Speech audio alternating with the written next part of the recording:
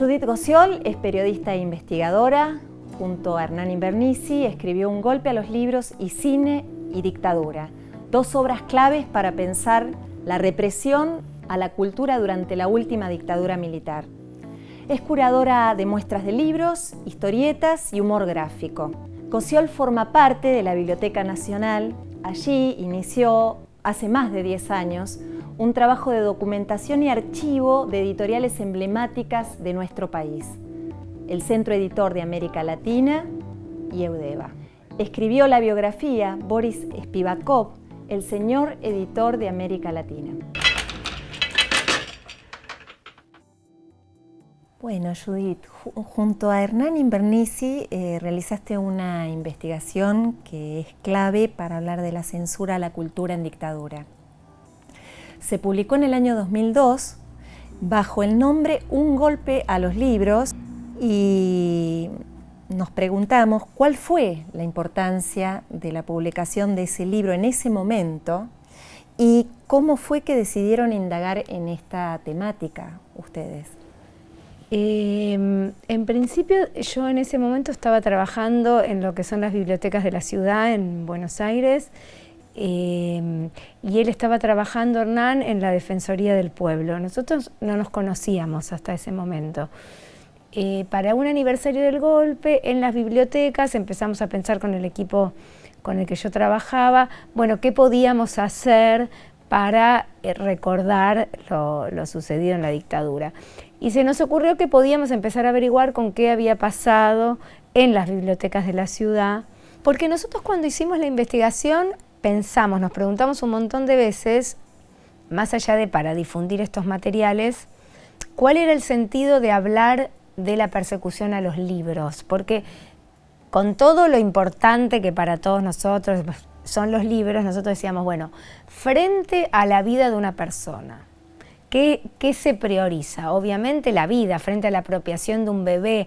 Entonces decíamos, bueno, ¿por qué investigar qué ocurrió con los libros? Entonces, en primera instancia, la respuesta que nos dimos fue, bueno, porque ya las otras investigaciones están hechas, ya está claro que la desaparición de personas fue un plan sistemático y que la apropiación de bebés fue un plan sistemático. Con la cultura no está tan claro, pero lo que se nos presentó, dijimos, bueno, es el tiempo pasado, no estamos hablando de 1984 o de 1985 y los juicios, estamos hablando de muchos años después. Entonces dijimos, bueno, es el momento quizás de abordar otras partes de la represión que no requieren la urgencia de una vida, pero que también hicieron a la represión y a lo que pasó en este país y a las secuelas que tenemos, ¿no? Y entonces ahí, al pararnos desde ese lugar, también notamos que había una correspondencia, que si se persiguió a los cuerpos era porque también se quería perseguir a las ideas, que digamos que lo que nosotros veníamos o esta documentación venía a demostrar era que el plan era sistemático y más complejo, que no tenía que ver solamente con hacer desaparecer a las personas ni al objeto libro, sino a perseguir ideas, ideales, razones de vida, y que eso se completaba con la represión a las áreas de cultura. Un documento, un libro, un dato, un nombre, una cita, todo se vuelve indispensable cuando el entramado de una investigación comienza a sumar rumbos. Queríamos dejar constancia entonces de quienes a conciencia o sin saberlo ayudaron a que este trabajo tomara cuerpo.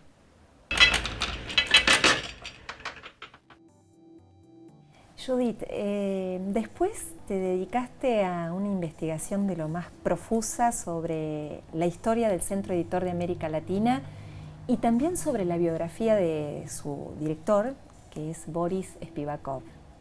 Bueno, ¿qué es de eso? ¿Qué fue de eso? ¿Cómo fue?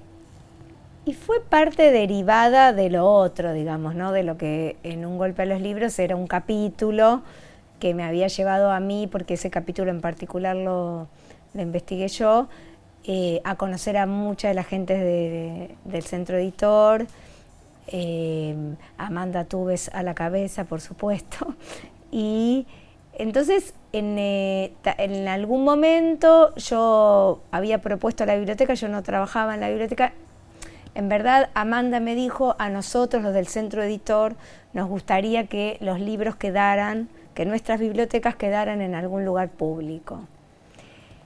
Que era una idea que yo un poco tenía dando vueltas respecto a que se podía conformar una biblioteca de libros prohibidos, que un poco la investigación y un golpe a los libros mostraban que había un corpus que estaba bueno tener reunido.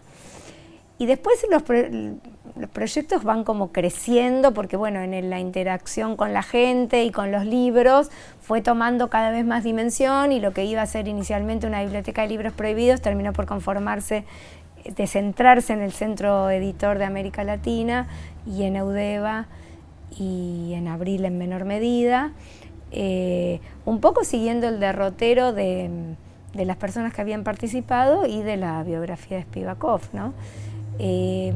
Lo que tiene el Centro Editor absolutamente admirable, digamos, además también Eudeva, pero digo, además de los proyectos en sí mismos, es la gente que lo conformó, con Spivakov a la cabeza, que era un personaje muy particular, muy preparado, muy culto, muy mandado, digamos, y con convicciones muy claras y de carácter muy difícil. Este equipo que conformó Spivakov, que un poquito venía de arrastre de Abril y que él detectó, por ejemplo, en Beatriz Arlo, en Aníbal Ford, digamos, porque estaba compuesto tanto Eudeva como el Centro Editor como por dos capas, digamos, o tres de intelectuales. Los recién saliditos de la universidad, como Beatriz Arlo y Aníbal Ford, los que ya eran profesores, como Susana Zanetti, por ejemplo, como Laforgue, y digamos el Negro Díaz o Spivakov, que no venían formados de la universidad, eran de otra formación mucho más autogestiva, pero que eran como los nortes, digamos, ¿no? Como los que marcaban todas las líneas, los que fomentaban las discusiones, tipos que Aníbal Ford llama laburantes de la cultura, ¿no? Tipos capaces de meter las manos en una imprenta y también de ir al cine, de discutirte películas, de leer libros, que es un poco el espíritu que tiene Eudeva y que tiene el Centro Editor, la idea de una cultura como algo integral. Estamos, Judith, hablando de Eudeva. ¿En qué tiempo se fundó exactamente? Eudeva se funda en 1958, era parte del proyecto de la Universidad de Buenos Aires, que es lo que ahora se conoce como la Edad de Oro, ¿no? De la Universidad de Buenos Aires, bajo el gobierno de Frondizi, con la asunción de su hermano, Ricieri Frondizi, en la universidad. Eudeva era parte de ese proyecto, un proyecto que tenía muchas patas, que tenían que ver con acercarse a la gente, con salir del elitismo, con fomentar la investigación a la par de la realización, de que los profesores tenían que ser a la vez investigadores y a la vez docentes, de atraer a públicos más grandes, a que la universidad no estuviera divorciada, digamos, del resto de la sociedad. Todo eso circuló en la universidad y se hizo carne en Eudeva. Eudeva es una de las mejores expresiones de todo eso, y Spivakov es una de las mejores expresiones de esa idea que tenía la universidad y que él mismo tenía en relación a los libros, ¿no? Luego muchos se van al exilio. En el 66 se produce el golpe de los bastones en la universidad, donde muchos de ellos son directamente atacados, los grupos de investigación se dispersan al exilio y todo el equipo de Boris Spivakov, que trabajaba en Eudeva, presenta la renuncia en oposición al golpe y a la represión que se había desatado, con epicentro en ciencias económicas y en ciencias exactas, que era de donde provenían muchos de ellos, incluido Spivakov, que era matemático. Entonces hay como un interreño en el que las autoridades le piden a Spivakov que se quede unos meses en Eudeva, como para hacer una especie de traspaso, y en esos meses, en esas oficinas de Eudeva intervenidas, es donde se crea, con prácticamente el mismo staff, el Centro Editor. Creo que la mayor política que hubo de divulgación del libro la hizo Spivakov en esos dos lados, aún desde un ámbito privado. percibimos que el Centro Editor de América Latina tenía colecciones en paralelo, de hecho era así, con diferentes perfiles también, ¿no? Que coexistían distintos perfiles, que las publicaciones, el concepto de fascículo, ¿no? De alguna manera lo instala Boris Spivakov con fuerza. Y bueno, la pregunta que nos hacíamos es si el Centro Editor para vos creó un público lector, ¿no? Yo eso pensaba mientras vos me preguntabas. Es cierto que iban dirigidos a distintos públicos o distintas edades, pero yo creo que lo que hizo el Centro Editor en realidad es crear un lector, efectivamente, que era un lector integral, que podía leer todo eso, que era como ellos mismos eran,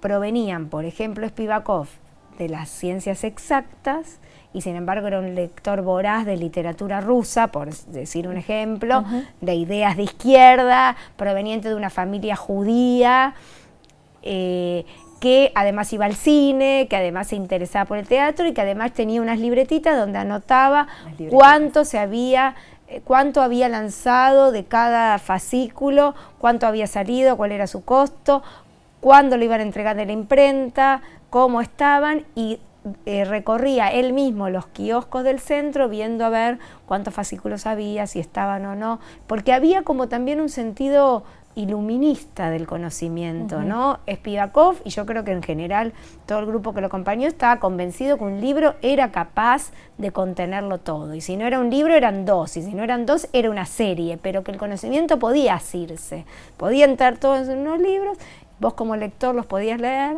los podías entender en su totalidad, y eso iba a cambiarte la vida, que un libro era capaz de transformar tu realidad y la realidad en general. Para Boris Spivakov, la literatura fue literalmente una sanación. A los 8 años estuvo enfermo durante un largo periodo, y para que no se aburriera, su madre y una vecina se alternaban para contarle historias. Un día le leyeron una de las aventuras de Emilio Salgari, y enloquecí, destacó más de una vez el editor. Poco después cumplió años y le dieron plata para comprarse su primer libro. Salí corriendo como un loco y sentí un golpe feroz. Yo atropellé un auto. De haber llegado 5 segundos antes, él me mataba, pero yo lo atropellé a él y le gané de mano, se reía. Desde entonces no dejó nunca de leer ni de llevarse autos por delante. Con la cabeza y la vista puesta en los libros, tropezaba, trastabillaba y estuvo a punto de ser seriamente arrollado más de una vez. Aprendió a seguir los renglones e incluso a escribir al ritmo de sus pies. Spivakov creía que había una cierta reticencia en la gente al hecho de entrar en una librería, por ejemplo, ¿no? Se impuso esto de sacar los libros a las calles, hacer ferias, la distribución, como venías diciendo, en los kioscos. Bueno, ¿qué ideas o concepciones conllevaban estas formas de circulación del libro, ¿no? Es que yo creo que algo como muy notable de esa generación era la idea de que las convicciones tenían una faz práctica que podía ser implementada. Entonces, si ellos pensaban en un lector integral y además estaban convencidos de que un libro podía mover a una sociedad y podía transformarla, la tarea consistía entonces en ver de qué manera ese mecanismo se ponía en marcha, digamos. No era una mera idea teórica, ¿no? Me parece que es lo interesante, que ellos lograron tener un convencimiento de la potencialidad de un libro y a la vez hacer lo posible para que eso efectivamente exista. Exista ese lector o rescatar ese lector. Es como una ida y vuelta, ¿no? Que se va haciendo recíproco. Una editorial que buscaba un lector y un lector que encontraba en esa editorial eso que quería, porque además era una relación de absoluta fidelidad. Sacar fascículos, que fue una idea muy innovadora y muy jugada, porque requería de que alguien fuera a comprarlo todas las semanas, A la vez era inteligente desde lo económico porque era una manera de entrada de movimiento de plata mucho más rápido que el que implica un libro en una librería, pero que era jugada. Yo creo que se sostiene en que la gente, ese lector integral también creía íntegramente en lo que le ofrecían. Y esa idea de algo integral implicaba que integral era todo el país, no era solo la capital federal, que integral no solo era una librería, porque si la gente tenía miedo de entrar a una librería, entonces el libro tenía que ir a la gente. Ajá. Y entonces, si en la librería estaba de manera estática, el libro iba a moverse en ferias, en hospitales. Yo tenía campañas de llevar a los hospitales a las salas de espera libros para que entonces la gente mientras leyera. Iban a ferias de todo el país, grandes y chiquitas. En Eudeva ya habían implementado la venta en kioscos en la calle y el centro editor llevaba a los kioscos sus materiales. Uh-huh. Es como otro desde dónde pararse. Libros para todos, decía, o libros al precio de 1 kilo de pan, o libros con la condición de las 3B. Claro, a mí me parece que hizo como una evolución desde el libro para todos, que era el lema de Eudeva, al más libros para más, que es el del centro editor, ¿no? Donde el libro para todos incluso crece todavía más. ¿Las estrategias de distribución del centro editor cómo eran, cómo se daban? Y a mí me parece que tenían que ver básicamente con esto, que es como tender esa red que escapa de... Bueno, nuestro local, nosotros tenemos un local de una librería o hay una serie de librerías en la capital federal, podríamos distribuir ahí. ¿Cómo escapar a eso en función de que realmente sean más libros para más? Uh-huh. Más libros para más es hacer más libros, hacerlos más baratos y que lleguen a más gente. Bueno, uh-huh. Todo eso tenía que producirse y todo eso tenía que ser estimulado por el centro editor. Caminaba con unas libretitas cuadriculadas en donde anotaba con una caligrafía enorme desde los títulos de una nueva colección hasta los cálculos de los costos de producción. Papel en mano, recorría los kioscos para saber cuántos fascículos se habían vendido en la semana, incluso haciendo las más extravagantes combinaciones en subte para tomar nota de lo que sus viejos amigos kiosqueros le contaban. El centro editor era un lugar, como vos decís, de exposición y de riesgo, ¿no? En los años 80, una sucesión de hechos desafortunados para la editorial, ¿no? Cuando se desencadenan todos los episodios de censura directa, pero ya con sus antecedentes de un clima de hostigamiento, de amenazas, de, clausura a todo nivel, ¿no? El centro editor funcionó como un lugar, era en términos teóricos o visto desde ahora, un lugar de exposición, porque era muy clara su adscripción ideológica de izquierda, izquierda en un sentido amplio, pero era una editorial de izquierda, uh-huh. No delimitada, y por muchos de sus colaboradores, por su historia, por las prohibiciones anteriores uh-huh. y las ocurridas durante la dictadura, que ahora las podemos contar, y a la vez todos los que lo integraron lo viven como una sensación de refugio, de que ahí estaban protegidos.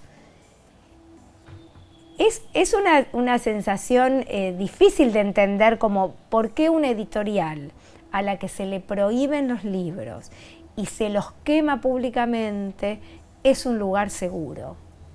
Y me parece que tiene que ver con algo que yo percibí en todo este camino, que es, por un lado, el tipo de grupo humano que se concentró en el centro editor, que a mí me parece absolutamente admirable, porque ellos aún ahora, cada uno haciendo recorridos absolutamente diferentes, teniendo edades distintas, teniendo adscripciones y manifestaciones públicas, incluso políticas diferentes, se juntan, se abrazan y se hablan como si hubieran visto el día anterior.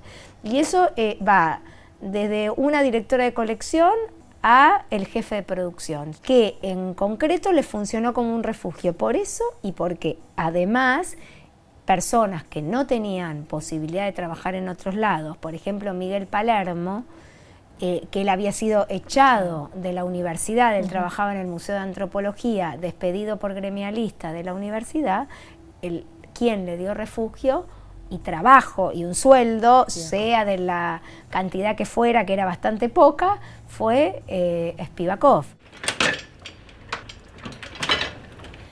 Judith, es interesante contar que el allanamiento al depósito, el secuestro de materiales, fue producto de un largo derrotero legal.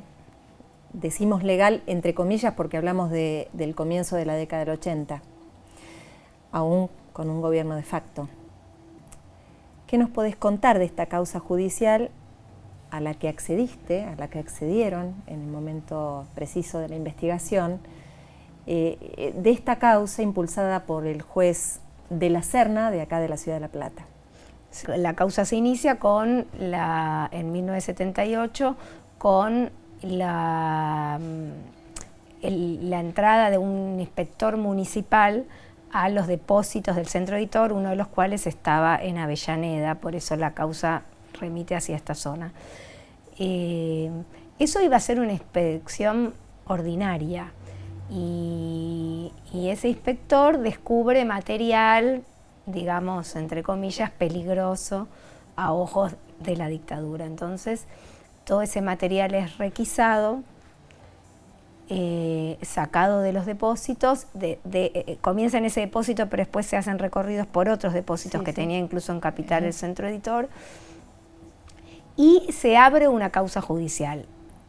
Caso ya peculiar, en el sentido que la mayor parte de las prohibiciones del libro, el mecanismo incluía un montón de oficinas y de pasos, como vos decías, legales entre comillas, porque el sistema está basado en una premisa totalmente ilegal, que es la prohibición de un libro.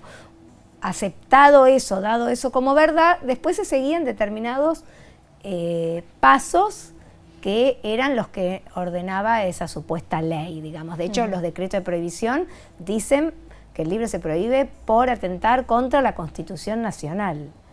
Extrañamente, se convierte en una causa judicial que no pasó casi en ningún otro caso de censura de libros, por lo menos de los que nosotros tenemos documentados. Cuando Spivakov se entera de esto, decide venir en persona a La Plata a responder por esos trabajadores que estaban bajo su responsabilidad y al que él no cree responsable, si no se considera responsable de esos materiales editados, a sí mismo.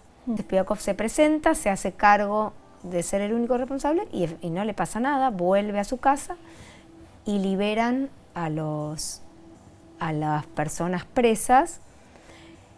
Quedan los libros detenidos, digamos, la causa se centra en los libros.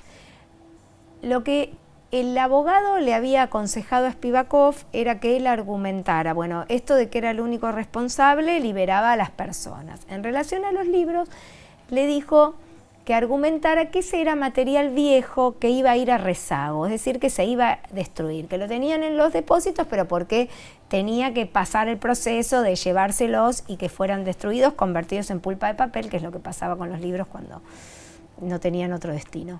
Los militares clasificaban por peligrosidad, F1, F3 los libros. Resultado de eso, hay un porcentaje de los libros requisados que se considera que no son atentatorios ni contra la familia, ni contra el Estado, ni contra la Constitución Nacional, ni contra los valores occidentales y cristianos. Esos libros se devuelven, salen del juicio. Y lo que queda es otra parte, entre los que está el movimiento hebrero, transformaciones, siglo mundo, la enciclopedia del mundo joven, cantidades, porque otra cosa de lo que prueba la dimensión de lo que era el Centro Editor es el listado de lo requisado en los centros. Eran de algunas colecciones millones, pero no estoy diciendo metafórica, 2 millones de ejemplares, 3 millones, 100.000 lo menos, o sea, que habla de la cantidad de lo que se editaba, ¿no? Y de lo que se ponía en circulación. Ese material lo considera el juez en base a todos los informes, que es atentatorio de todos los valores que consideraban atentatorios. En algún momento, como obviamente Spivakov no lo iba a cumplir, el juez dice, si no lo destruyen ellos, lo destruimos nosotros, y ordena la quema de los libros. Así es. Y entonces es el Estado el que quema los libros.